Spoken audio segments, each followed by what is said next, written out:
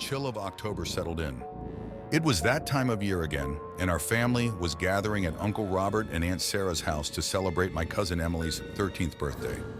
Our family was known for our lively gatherings, and this one was no exception. The festivities spilled out into the backyard, where laughter mingled with the autumn breeze. Amidst the celebration, we decided to play one of our favorite games, hide and seek. The house was vast, providing countless hiding spots, especially in the basement. Down there, Uncle Robert had a workshop filled with all sorts of oddities, including old mannequins from Aunt Sarah's days as a fashion student. As the game began, I found myself hiding in the basement, nestled among the dusty relics. I had draped a blanket over one of the mannequins, hoping to trick whoever found it. But as the minutes stretched on, boredom began to creep in, and I longed for the game to end. Finally, my cousin Lily emerged from the basement, announcing that it was time to eat. I eagerly joined the others outside, leaving behind the forgotten blankets in the basement. Later, while using the bathroom, I remembered the blankets and decided to retrieve them. Returning to the basement, I was startled to find the blanket I had draped over the mannequin lying on the floor. Confusion turned to fear as I noticed another figure in the room, seated in the corner. My heart pounding, I approached cautiously, only to realize that the figure was moving. Panic surged through me as I detected the faint sound of breathing. I called out, but there was no response, only the eerie silence of the basement. Racing upstairs, I alerted Uncle Robert, urging him to call the police. Chaos ensued as everyone searched the house, but there was no sign of the mysterious intruder. Despite my insistence, no one else had seen what I had witnessed in the basement. In the aftermath, doubts plagued my mind. Had I imagined the whole thing? Or was there truly someone lurking in the shadows? As the party continued, I couldn't shake the feeling of unease, haunted by the memory of that chilling encounter in the basement.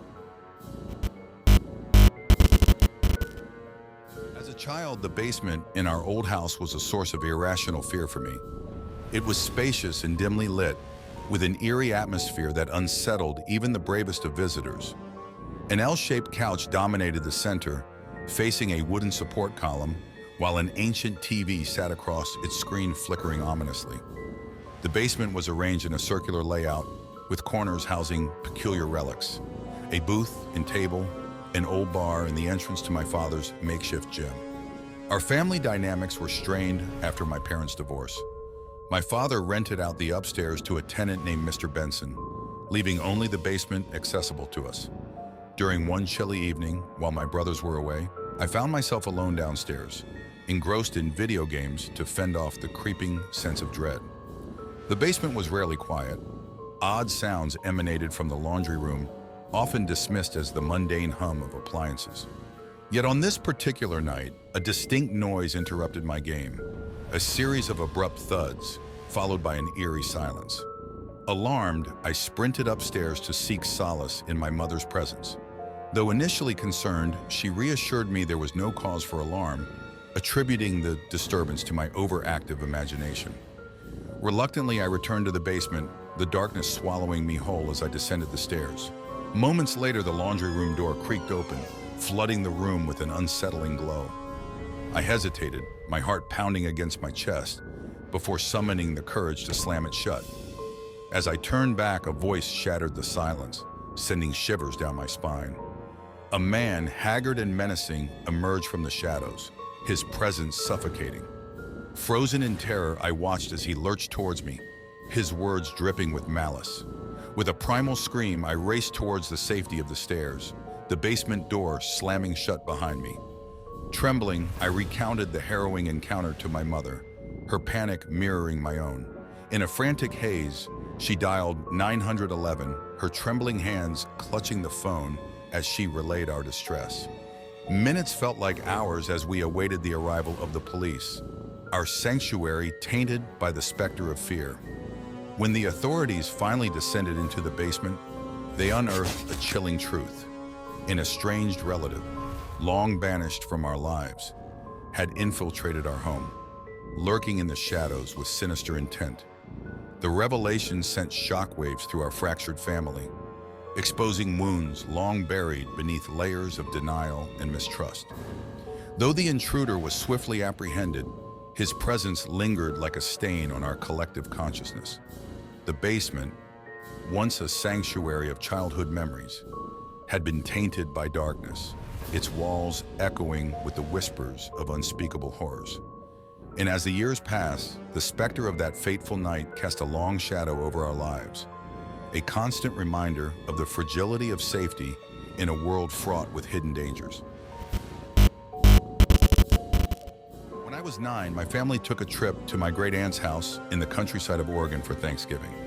Settled amidst dense woods, her old Victorian home exuded a certain charm that felt both inviting and eerie. As dusk fell, a dense fog enveloped the surroundings, adding to the mysterious atmosphere. One evening, after a hearty dinner, my cousins and I decided to play a game of hide and seek. The rules were simple. The seekers would count to 60 while the hiders found hiding spots throughout the house. The old mansion provided plenty of nooks and crannies for us to conceal ourselves. My cousin Mark and I were the seekers for the first round. As we counted, the anticipation of the hunt filled the air. Once the countdown ended, we set off in search of our hidden relatives. The creaky floorboards added an eerie soundtrack to our pursuit. After a few minutes of searching, we heard faint giggles coming from the basement.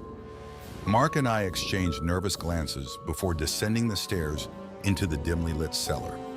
The air was musty, and shadows danced across the walls.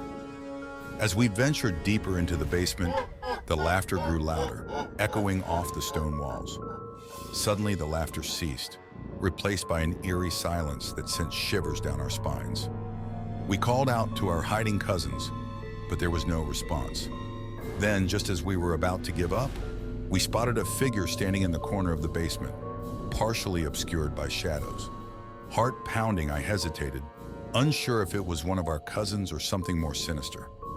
Before we could investigate further, a cold gust of wind swept through that basement, extinguishing the lone flickering candle that illuminated the room. In the darkness, the figure seemed to move, its outline shifting and morphing in the dim light. Terrified, Mark and I turned to flee, but a sudden force slammed the basement door shut, trapping us inside. Panic surged through my veins as I pounded on the door, desperate to escape the claustrophobic confines of the cellar. Just when it seemed all hope was lost, the door creaked open, flooding the basement with light. Blinking in the sudden brightness, Mark and I stumbled out into the hallway, gasping for breath. Our family rushed to our side, concern etched on their faces. They had heard our screams and come to investigate, but they found no sign of the mysterious figure we had encountered. Despite their reassurances, an uneasy feeling lingered in the air as we returned to the warmth and safety of the main house. That night, as I lay in bed, the memory of the figure in the basement haunted my dreams, leaving me with an inexplicable sense of dread that would linger for years to come.